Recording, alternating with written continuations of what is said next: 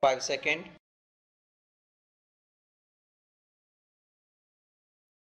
Start.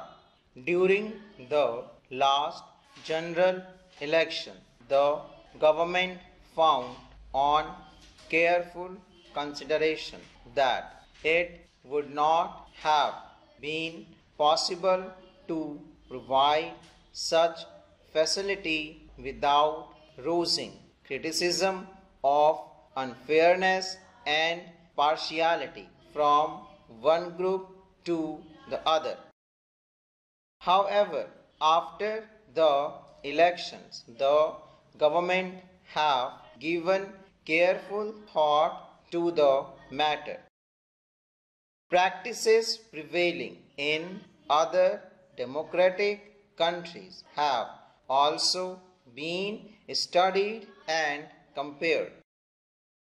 It is well to remember that examples of other countries that can be cited in this behalf are not uniform and are based on conditions which differ radically in many important respects from country to country. The practical aspect of the question has also great importance. The area of the country, the form of government, federal or unitary, and the number of parties involved all are factors which have been kept in mind by various countries in taking a decision. In USA, where broadcasting is run by private enterprise, though certain principles of equal opportunity have been laid down by the Federal Communication Commission, in practice it is a rare occurrence because time has to be purchased and a great deal of bickering and dissatisfaction always exists. In Great Britain only, since war opportunities have been provided for a few election broadcasts, the allotment of time being subject to strength of the parties and other practical consideration. In countries like Switzerland, no time is permitted for election purpose on the radio, while in France it is given, though the time allotted is extremely short, 5 minutes or less. It is clear from a study of foreign practices that each country has taken the condition prevailing there and the number of parties and other factors not consideration. The Anglo of other countries therefore is of not much validity in coming to any conclusion as far as India is concerned.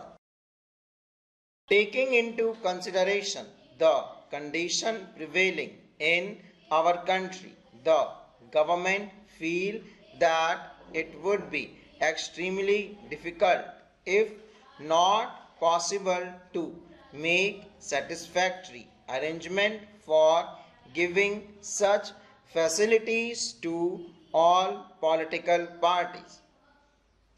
Besides the point mentioned above, another important factor has to be considered. In other countries, for national broadcasting, only one language is used, and that too only in national election.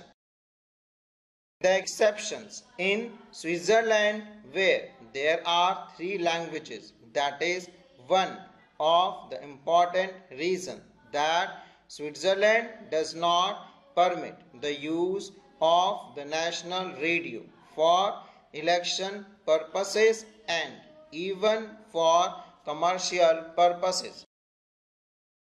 In India, we are confronted with the task of providing facilities in 12 languages besides English, and they would be asked to give equal facilities from station of All India Radio, which are 26 in number.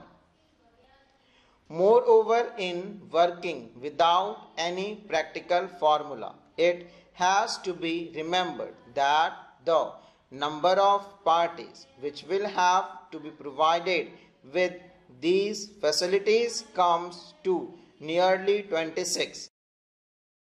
The apportionment of time between the various political parties and at different stations of AIR would be a task of extreme difficulty and is bound to lead to criticism and partiality. The determination of the people for purposes of allocation of time will also lead to much controversy.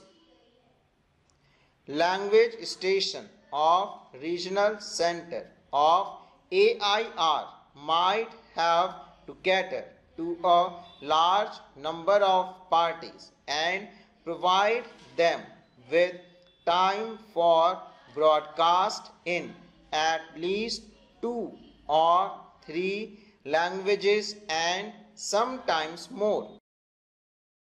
Apportionment of time is made in different countries in different manners, some doing it on the number of votes polled, other on the matter of candidate put up by parties.